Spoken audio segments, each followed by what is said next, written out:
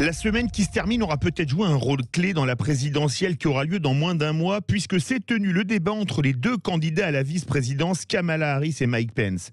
Dans le même temps, le débat prévu la semaine prochaine à distance, vu la positivité de Donald Trump au Covid-19, a finalement été annulé. Nous sommes en compagnie d'Olivier Piton, avocat à Washington et ancien député suppléant des Français d'Amérique du Nord. Olivier Piton, bonjour. Bonjour. Bienvenue sur Sud Radio. Alors, le premier débat entre Trump, 74 ans, et Biden, 77 ans, avait viré au pugilat. Celui de cette semaine entre Kamala Harris, 55 ans, et Mike Pence, 61 ans, a été beaucoup plus courtois. Si à Toulouse, les mémés aiment la castagne, aux USA, ce sont les pépés? En fait, on avait l'impression que les deux candidats à la vice-présidence avaient retenu la leçon des sondages qui avaient montré que les Américains n'avaient pas du tout apprécié la violence du premier débat. Et donc, effectivement, comme vous le dites, le débat, le seul et unique débat qu'il y aura entre les deux candidats à la vice-présidence a été très courtois. Mais il n'empêche que même cette courtoisie apparente n'a pas empêché des pics et des attaques et surtout un positionnement pour l'après, je dirais. Ce qui m'a frappé, moi, dans ce débat des vice-présidents, c'est que aussi bien Mike Pence que Kamala Harris se positionnaient pour l'après. L'après Trump pour l'un, l'après Biden pour l'autre. Vous avez rappelé les âges. C'est donc absolument pas anodin et je dirais anecdotique de leur part que de vouloir déjà se positionner comme leader potentiel de leur parti dans le futur. Surtout qu'on dit aux États-Unis que le vice-président est à un battement de cœur de la Maison-Blanche. Alors là, pour le coup, ça n'a jamais été aussi vrai.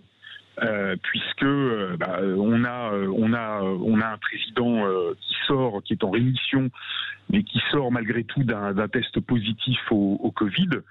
Et puis on a une candidate à la vice-présidence qui, elle, de son côté, doit faire équipe avec quelqu'un qui a près de 78 ans et qui connaît disons des manquements, des errements, alors certes d'ordre psychiatrique, psychologique, mais en tout cas physiquement, on ne sait jamais ce qui peut arriver. Et Kamala Harris est clairement positionnée pour être peut-être présidente avant la fin d'un éventuel mandat de Joe Biden. Lequel des deux a fait la meilleure impression après ce débat, Harris ou Pence? Écoutez, on en est arrivé à un stade où la presse, et en particulier la presse américaine, n'arrive plus à faire preuve d'un minimum d'objectivité. En lisant les réactions, après je vous donnerai mon sentiment si vous voulez, mais avec plaisir. En lisant les réactions, la presse dite de gauche a trouvé Kamala Harris formidable et la presse dite conservatrice a trouvé Mike Pence absolument prodigieux.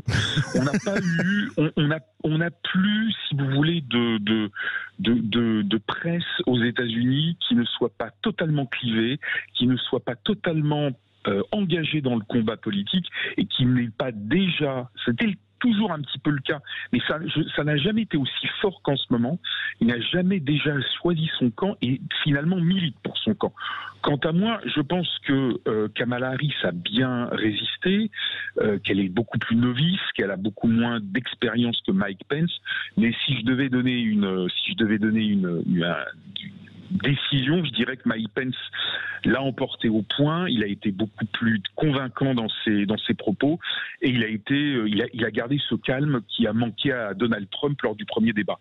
Donc victoire au point, pour reprendre une image de boxe pour Mike Pence. Mais de toute façon, soyons clairs, ce débat ne changera absolument rien et ne bougera pas une seule voix pour les élections. Dernière question, il nous reste 1 minute, Olivier Piton. Dans les sondages, Biden est en avance, mais ce n'est pas le nombre de voix, c'est le mode de scrutin qui compte, puisque c'est au nombre de grands électeurs.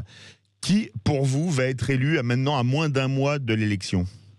Alors très rapidement, il faut oublier les sondages nationaux qui ne signifient rien aux États-Unis, comme vous l'avez très bien dit. Il faut regarder. Hillary Clinton et Al Gore en ont su quelque chose en nombre de voix. Absolument, vous avez tout à fait raison de le rappeler.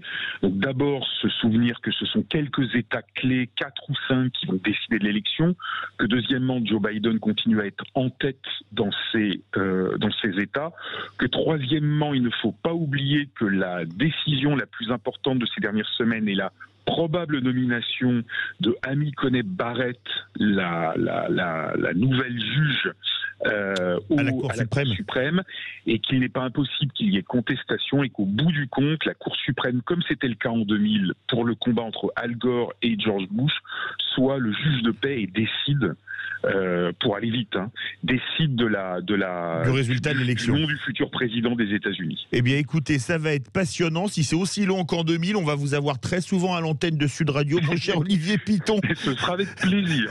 Ce sera un plaisir partagé. Merci beaucoup à vous pour ces éclairages sur la campagne aux États-Unis.